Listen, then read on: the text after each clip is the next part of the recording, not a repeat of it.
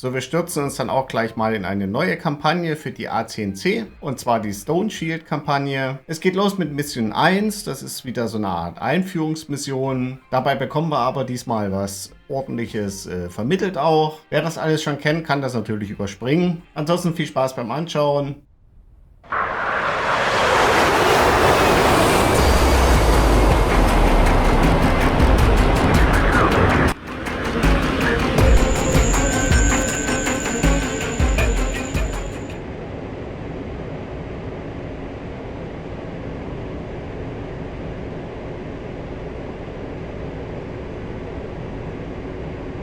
Greetings, First Lieutenant.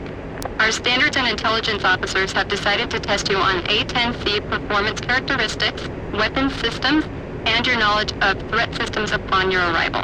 So let's refresh you on the main topics. The rest will be pretty much common sense.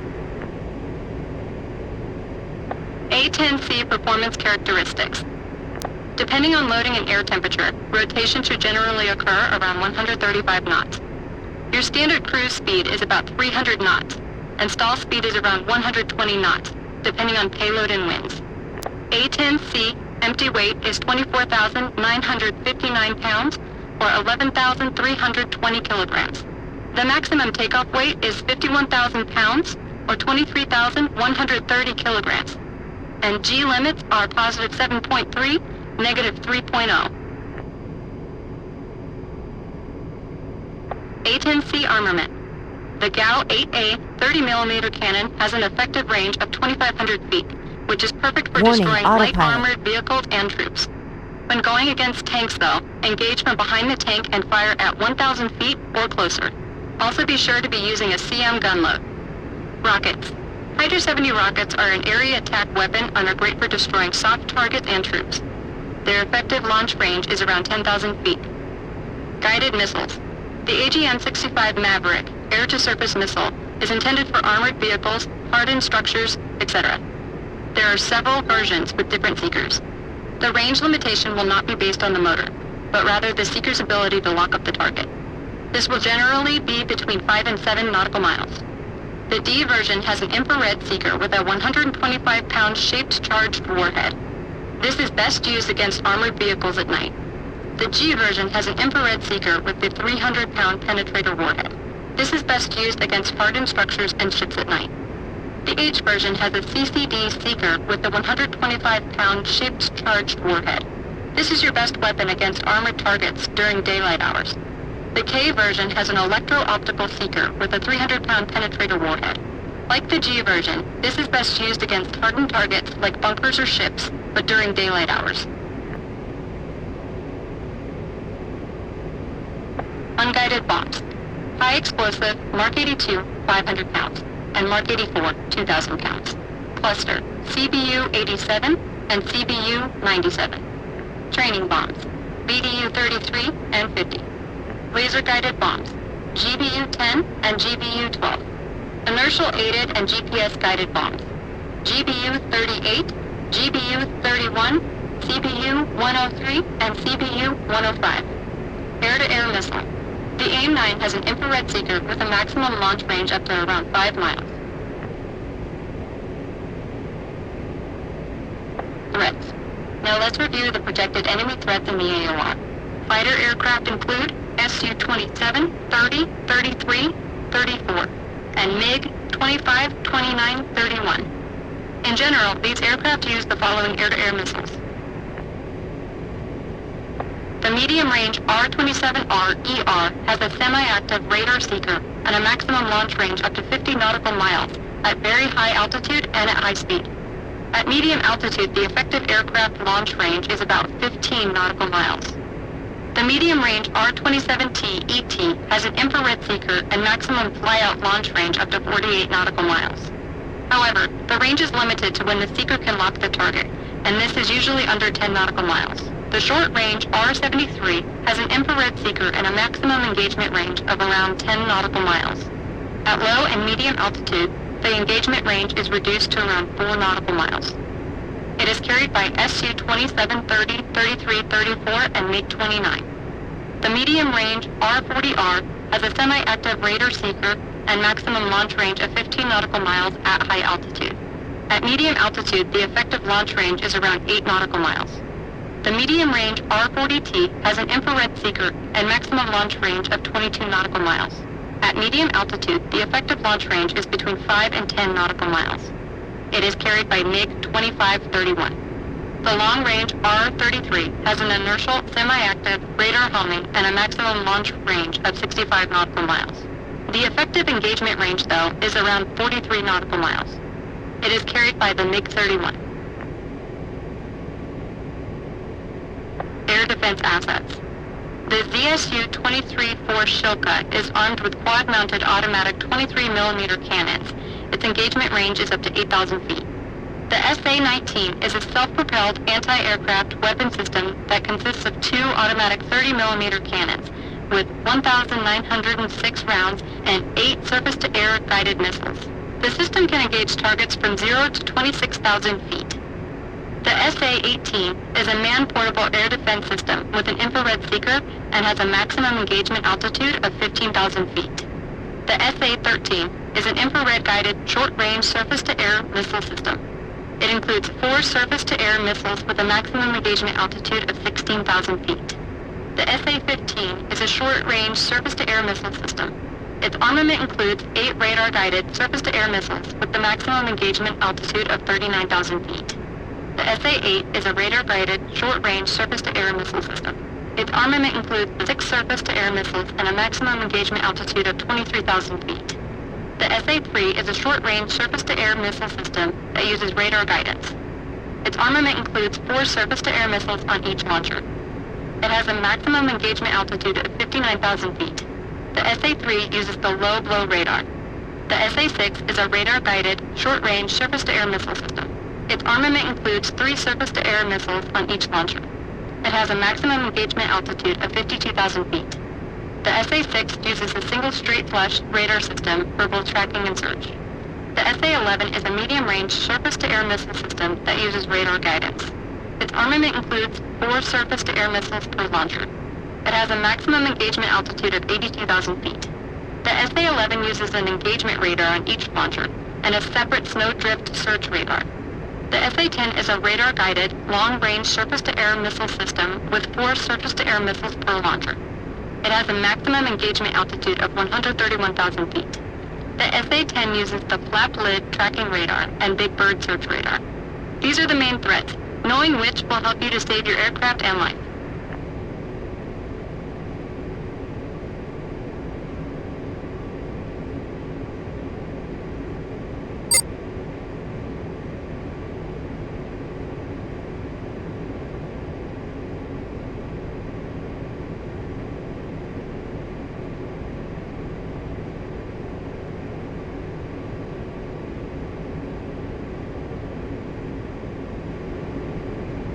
Dodge, passing waypoint 2 at 16,000. Passing waypoint 2 at 16,000. So, natürlich machen wir die Landung. Wir schauen mal ins Knieboard. Es stand zwar auch alles in der Missionsbeschreibung, zwar ziemlich klein, aber man konnte es erkennen. Für die Anflugvektoren und sowas zu Kubernetes. Aber so ein bisschen Sachen in Erinnerung rufen ist ganz gut.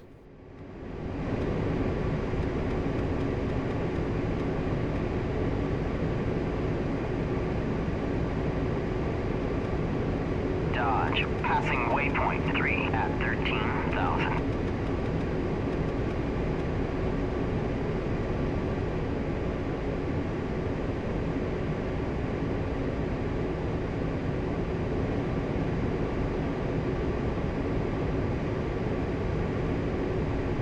Pontiac, passing waypoint 3 at 12,000.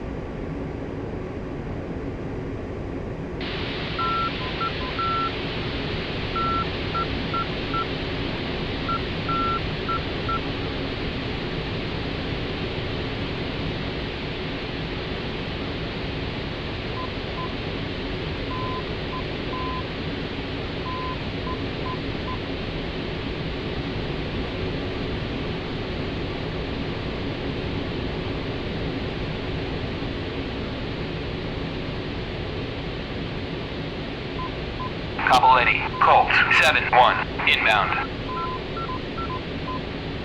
Colt 7-1, Kapaleti, fly heading 339, 415, QFE 29.86, runway 07, to pattern altitude.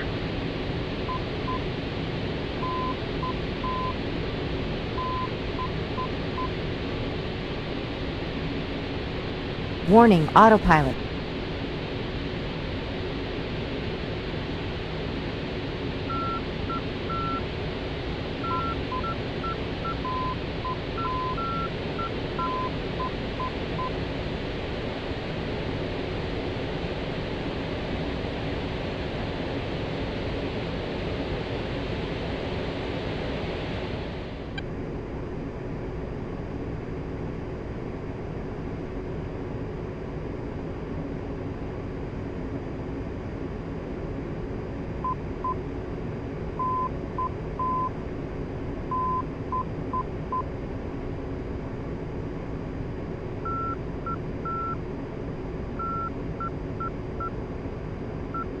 Colt 7-1, cleared for visual, contact tower. Kapaleti, Colt 7-1, request landing.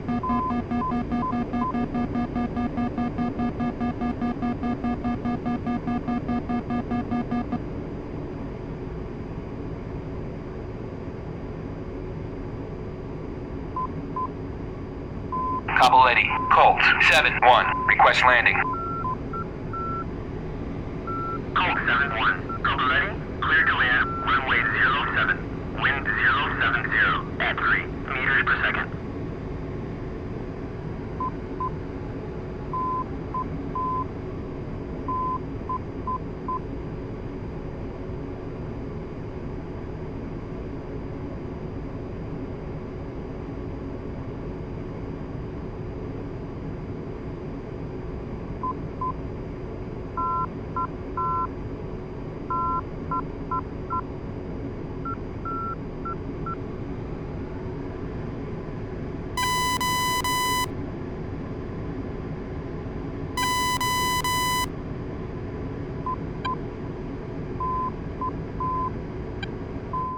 Hier hoppelt plötzlich mein Wingman neben mir her. Glaubt zu müssen, dass es mein Wingman ist.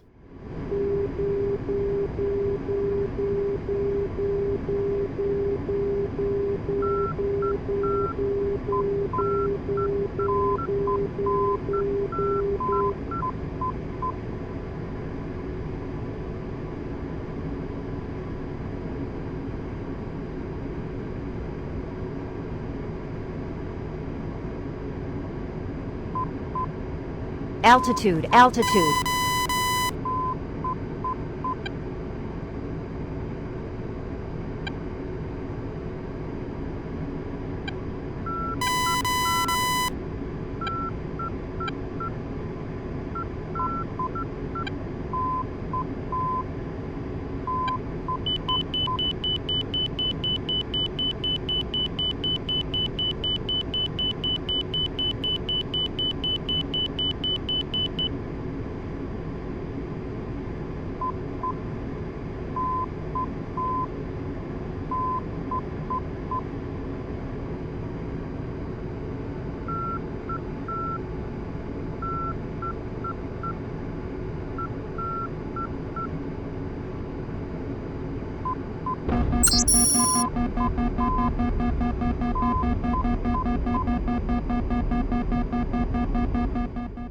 So, das war die schlechteste Landung des Jahrhunderts, glaube ich. Ich weiß auch nicht, warum die Maschine plötzlich links abgekippt ist. Zumindest rollen wir jetzt noch in unsere Parkposition und dann sind wir mit der Mission auch schon durch.